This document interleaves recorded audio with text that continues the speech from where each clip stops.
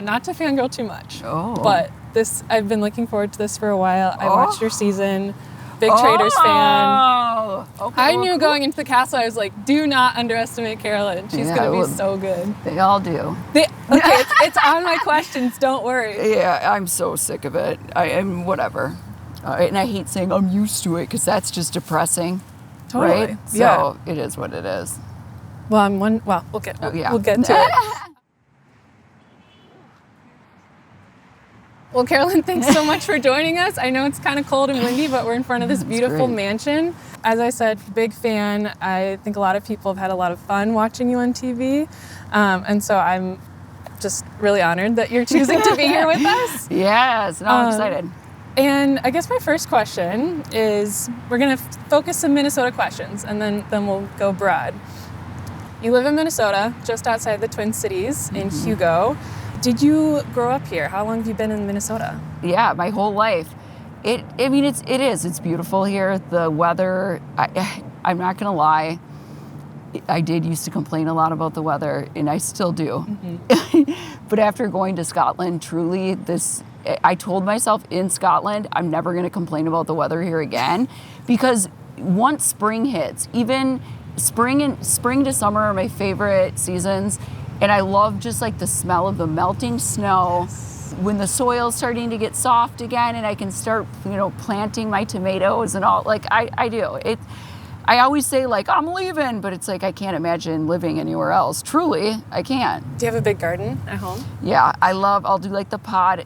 I just do all potted stuff because the animals just eat it all. Oh, but yeah. I love it. I'm a big and then even indoor plants. Like I love just keeping things alive, because I don't remember how long ago, but someone's like, I don't think you'll be able to keep all this, and I have, and I'm proud of myself. Because it's hard. Plants are like, they are hard to keep. Not everyone can do it. No. Yeah. But I love it. So has that been what kept you here? Just kind of like, or is it family? What's kept you here? My son, my family, 100%. So it's cool growing up here. I played hockey growing up. My son plays hockey. It's fishing in the summer, all of that. So I love going out on the lakes, taking him fishing, all like the traditional Minnesota things. As I said before we started rolling, you were in season 44 of Survivor. You were a traitor on the Traitors recently. But does being a Minnesotan kind of help in some ways or hurt when you're in these reality TV settings? I just feel like, truly, a fish out of water. Is that the saying? Like, but of course, not everybody lives in LA or New York who does these shows. But yes, for the most part, it's a different way of life. The people are just so used to being in front of the camera, and so like they have their persona or their character or and especially with Traitors. And so I really had to prepare myself for that. But being from Minnesota, like, I don't think anyone had even have visited Minnesota who I was with. And so another person on the cast, Brittany Haynes, she's Oklahoma. So like we were both like, is that Midwestern? I don't even know. But we were both like the moms where it's like, okay, we cannot relate to a lot of these lifestyles. Like I'm not going to Paris on the weekends it's just like such a different lifestyle. I don't live like that. Yeah. Ugh. Well, and how was that experience going from Survivor where no one was on TV before except Jeff Probst? Yeah. And then in Traitors, everyone had been in TV in some format. I think, Dylan maybe not as much. Yep. But everyone was, like you said, just like used to those cameras. It's just I'm just so myself, and like I don't put on like an act or a character or I'm not like playing it up for the camera or anything like that. And so it was really hard to like, I had to mentally prepare myself like, Carolyn, okay, there's going to be a lot of different personalities here, and some of them might bother you, and some of them, like, just get used to the whole, when the camera is out, people are probably going to be like, and of course it's like that. Turning it on. And I just had to like, there were times where I'm like, okay, we were just talking and everything was fine, and now the camera's right here and you're just, no, you didn't. It's just like, it's a different, it's a lot to get used to. Yeah, well, and those cameras, I know with Survivor, I've heard as a fan that when you see someone being followed by a camera, there's something maybe going on. Oh, totally. Okay. Like, I always knew it. I mean, who knows if it's, I always felt like especially like looking for idols or something. If no camera is following, like, I'm going to turn around. Like, I'm not even going to you're not close to one. I'm not wasting my time. And so I would kind of like wait, like, okay, are they going to follow me or not? And I remember this was at the merge, I think there's a moment, whatever season Tony like found an idol in the dark. So I had this like dream, like, I'm going to go out there and I'm going to find it. You can't see anything in the dark, but there's the lights from the cameras. So I'm like, everybody get up, let's do this. We couldn't even see, we're like running into trees. But it was like, I'm all about like the experience. I'm all about like, I'm not gonna be laying low at camp. I'm not gonna be, even if it like costs me my game, I don't care. I wanna more so have fun versus lay low and be bored and hopefully win. No. It's more about all of the like Traitors, Survivor. It's both of it. It's the experience. So before Survivor and Traitors, you were an alcohol and drug counselor and a life coach. Yep. How did those experiences professionally make their way into your game at all? I mean, I would like to say like, I don't want to give you like the stereotypical like I can read people really well. I would say just like life experience in general. I do have this like intuition. I believe with like people, like I have a good like, can we swear on this thing? No? I'm editing, so yeah, do whatever you want.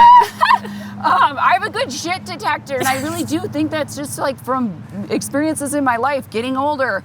It's like there's a radar that just goes off when something is just, okay, you're lying to me. I mean, I worked in the jails. I'm in recovery myself. Like, it's like I just have a good radar when it comes to people, when it comes to just honesty and just reading people. You're known for being, as you said, unapologetically yourself. You're exuberant. Yeah. And that's maybe not like the most Minnesotan qualities. Oh, is it not? Well, I don't know. I think Minnesotans, like, especially if you saw this last season of Love is Blind, we're just like, oh gosh. Yeah. I heard about that, and then it made me not want to watch it because it was so horrible. And they do call it Love is Bland. Yeah. They did? Yeah. People online, at least. And I heard that. Like, I heard like whispers of it, but I'm sorry, I don't like watching like dating shows and I just don't care. Yeah. Well, I was going to ask how you kind of became so, confident and outspoken. Is that just part of who you are? Or was there... No, I mean, I wasn't born this way. No, I was born this way, but society told me no. Here's the deal. Like, I grew up, okay? Or even like at a young age, I wouldn't have ever known that anything was wrong with me until people started pointing it out. Like, why do you talk this way? Or why do you make that face? Or did you have a stroke? Like, because I have a crooked...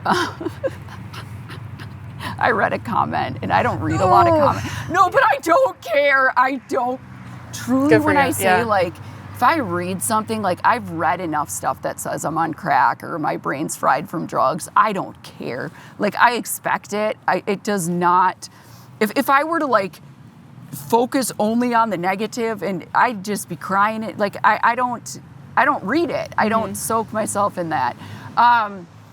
But no, so many people just pointing out things that were wrong with me and things. And then, okay, going through the period of like, I'm going to try to change these things to be more liked that's exhausting. And it did. It led me to, I don't want to say it led me to drug addiction, but it's like then even growing up in elementary school, it was, you're too hyper, you're too this.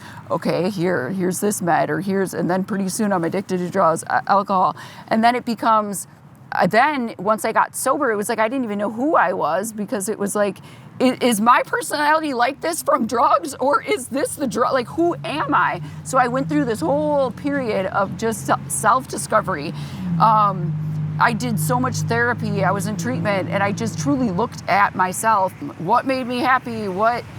I was able to just fully examine all of like my flaws, all of the things that I didn't like, all the things that I did like. And I just said, to hell with everyone. Like, I want to be happy. I want to be okay with me.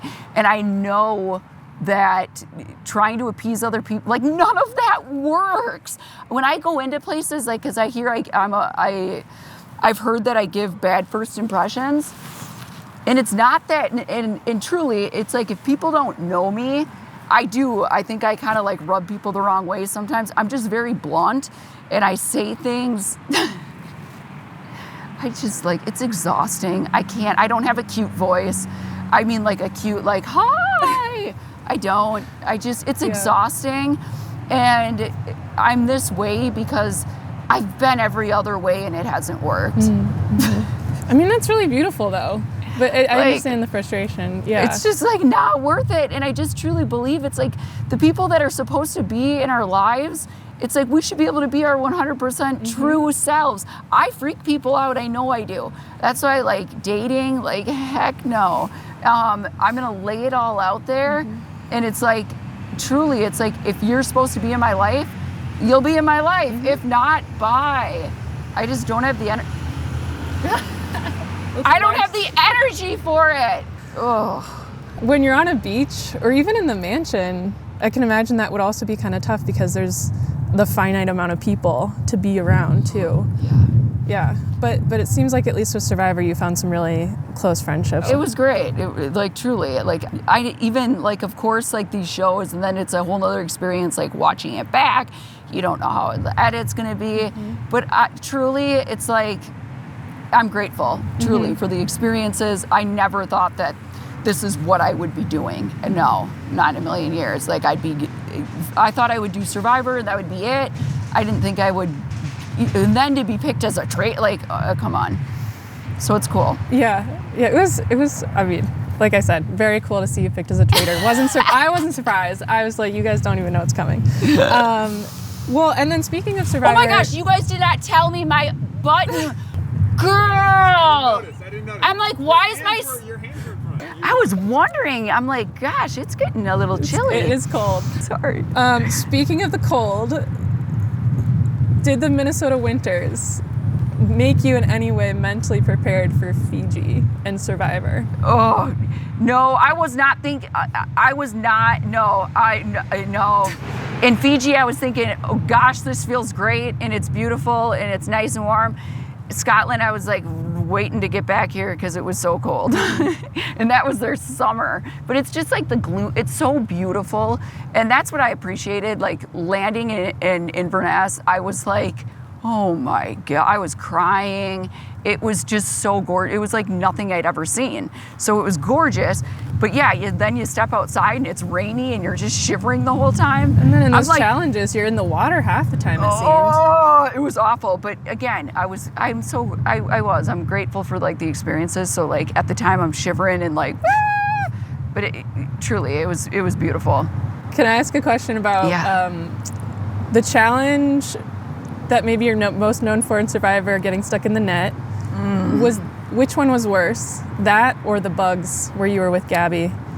Oh gosh, the bugs was not even. I closed my eyes the whole time. Okay. It wasn't, and bugs don't.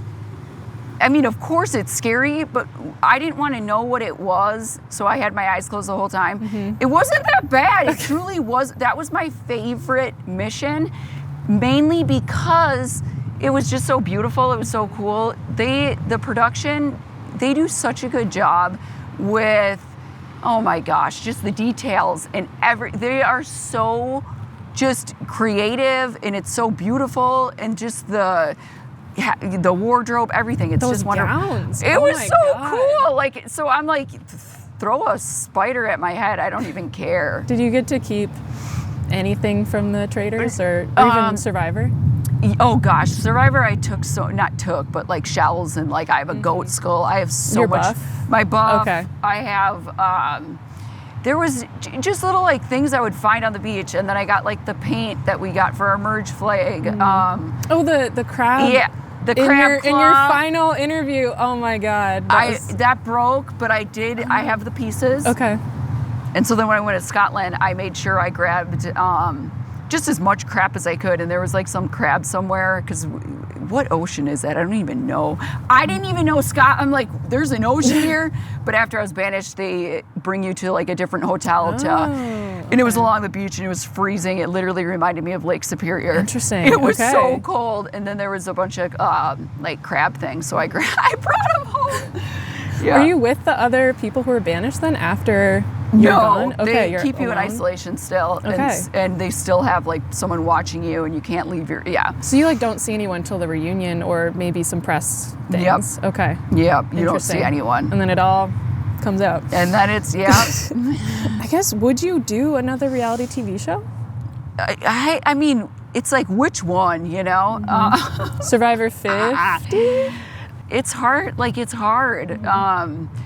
Okay, for example, when they asked me, like, when I did 44, right after I'm voted out, or voted out, I wasn't voted out, excuse me. Yeah, you were Right final 3. Come on. When I came to Ponderosa, they interviewed me. This is for 44, and they're like, one of the questions was, would you do Survivor again? And my immediate thought after, I'm like, get me out of here.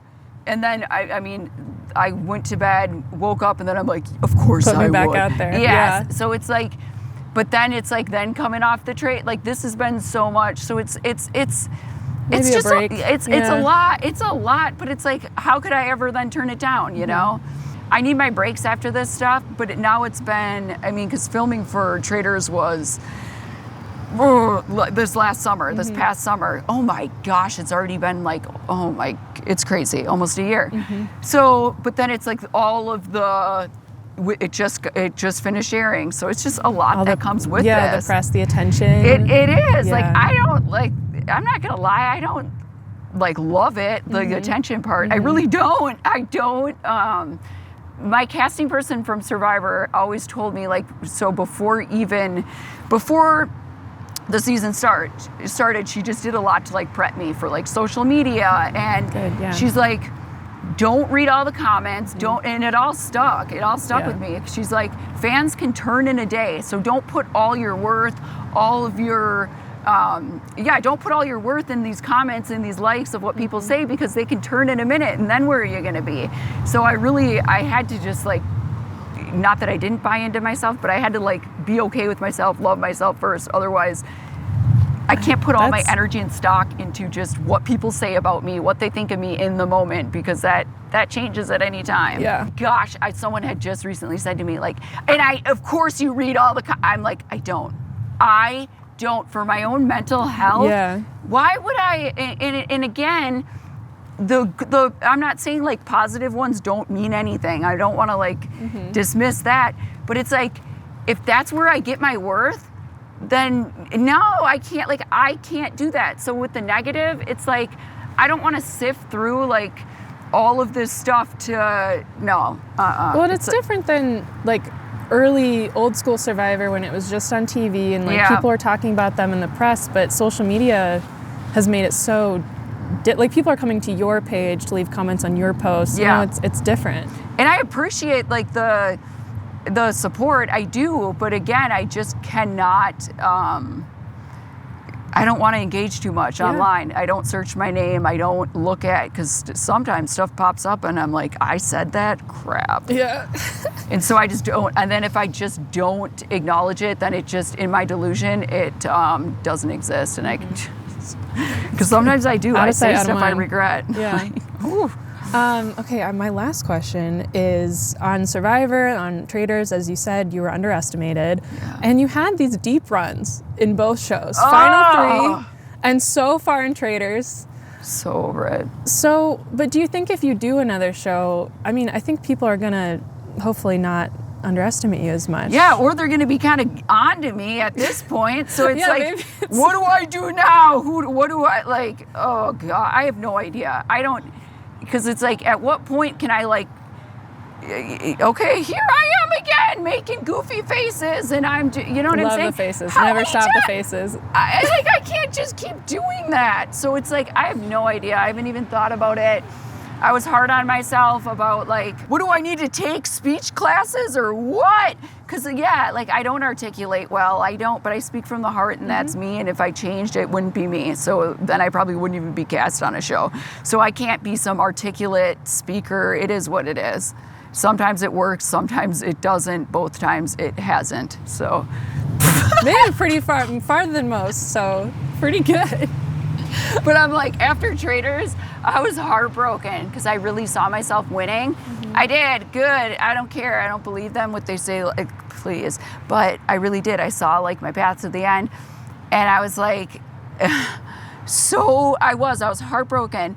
And I just put so much pressure on I was really hard on myself. I was just like, I should have done this. And I had all these, and then I'm like, oh, it takes me a few weeks and then I get over it, or a week or whatever.